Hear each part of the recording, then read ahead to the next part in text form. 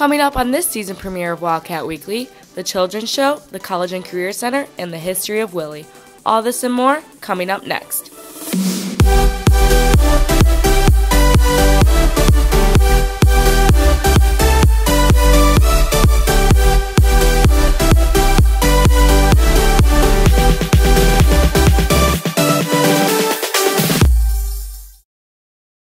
Hi, and welcome to this year's first edition of Wildcat Weekly. I'm your host, Riley Sanko. Did you know there's a change in the age restriction for organ donation? Becky gives us the scoop on this new law. Over the summer, Governor Bruce Rauner signed the Drive for Life Act, a law allowing 16 and 17-year-olds to now register as organ donors. This law is something that has a large importance in our community because of the legacy of a former Wildcat named Kyle Zulig.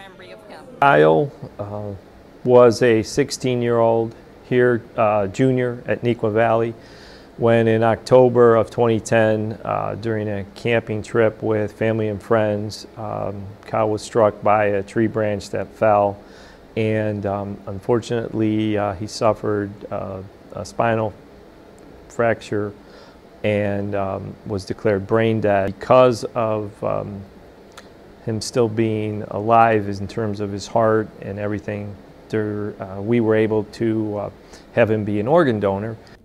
According to organdonor.gov, over 100,000 people are on the waiting list for organs. One organ donor can save up to 8 lives, and 20 people each day die waiting for a transplant. For those who want to make a difference and improve the quality of life for others, and we hope that there are tens of thousands, hundreds of thousands who do, this is an opportunity for them to choose to become organ donors. Should really be always consider, if something happens to them, regardless of their age, to be an organ donor, to give consideration to that, because they can take, it's just amazing what they can do now, and a couple years from now, who knows what else they'll be able to do. For more information about organ donation, go to www.organdonor.gov. And to find out more information about Kyle, you can go to kyleshineson.org. Make sure to register as an organ donor, Wildcats. And for Wildcat Weekly, I'm Becky Buds. Starting next year, 4 teams will be leaving the DuPage Valley Conference. Tyler has the update. The DuPage Valley Conference currently holds 9 local schools. Beginning next year, the makeup of the conference will change, and it will affect more than just athletics. What it is as a conference is this group of 9 schools connect with each other, first on athletics and athletic competition between schools, then on activities, both sharing activities and competition for activities, then also academics. We spend quite a bit of time talking about the academic strengths of all of our schools. The DuPage Valley Conference will be moving on without Lake Park, Glenbard North, and both of the Wheaton schools.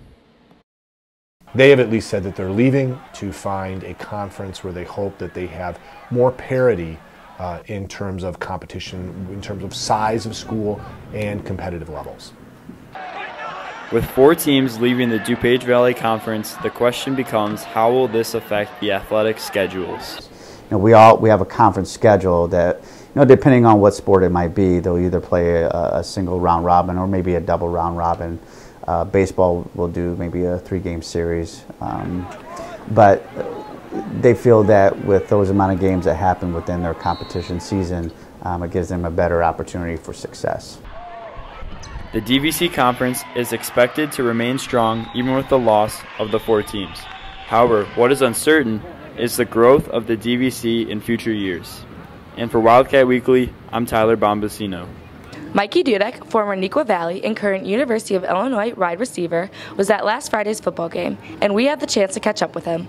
I feel good. Like you said, I was out the past 2 seasons with the injury, but I worked hard to come back, and I'm just thankful to be back out there doing what I love and having fun and working hard. The team looks great. It's actually very emotional being back here. I want to be out there. I miss these Friday night lights. It's something you can't replace even with college football. So it's great to be back. I'm enjoying my time, and they're winning big, so it's fun. Graduating this fall, so that's kind of a big deal, as my parents would say. But no, just taking things day by day, trying to enjoy football as much as I can. Mikey, we wish you the best of luck on the rest of your season and your future plans. The children's show is the first show of the school year. Maddie takes a look into Little Red Robin Hood.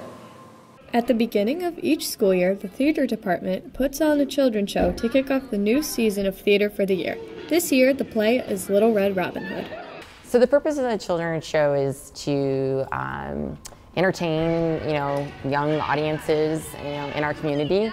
It's a great show to start our season off with for the theater program. Although the children's play is aimed at entertaining younger audience members, there are plenty of ways the show is made to be enjoyable for children and adults alike. And then I put a bunch of 80s music in there. I put a Real Housewives reference in there because I'm trying to make it funny for adults and kids.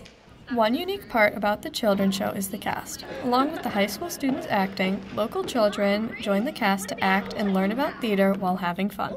It's important to involve kids because they really get to see theater helps build confidence, and it helps show and helps build stage presence, which is good for everything in life, from job interviews to just talking in class, and it really shows that, and also gives them an opportunity to have fun, to be different characters. The shows are on Thursday, Friday, and Saturday at 7 p.m. with an additional show on Saturday at 3 p.m. Make sure you pick up your tickets for Little Red Robin Hood on the Neuqua Theater website or at the door. It is $8 for students and senior citizens and $12 for adults. And for Wildcat Weekly, I'm Maddie Rambasoon. The College and Career Center is very busy throughout the fall. Mason learns why. Most people walk past the College and Career Center every day, but not everyone realizes what it has to offer.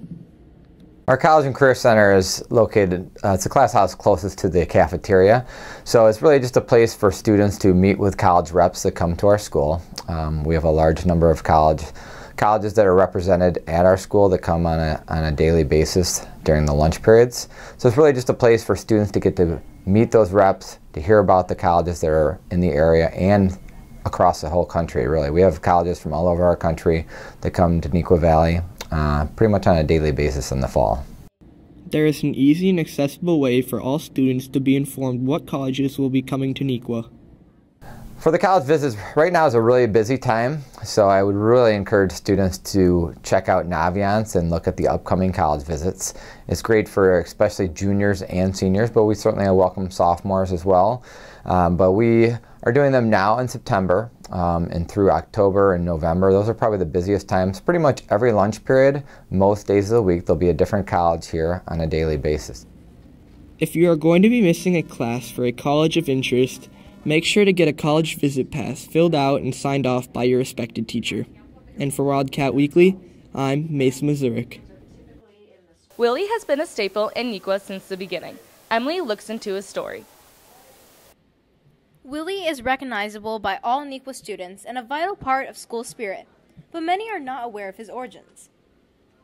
You know, we originally just ordered Willie the Wildcat. There are mascot companies that's all they do is make and sell mascots. And so we looked at all the different varieties for Wildcats at the time and ultimately landed on one. We have the original Willie the Wildcat that is, we call him the legacy Wildcat. We won't get rid of him, and we keep him in a cage.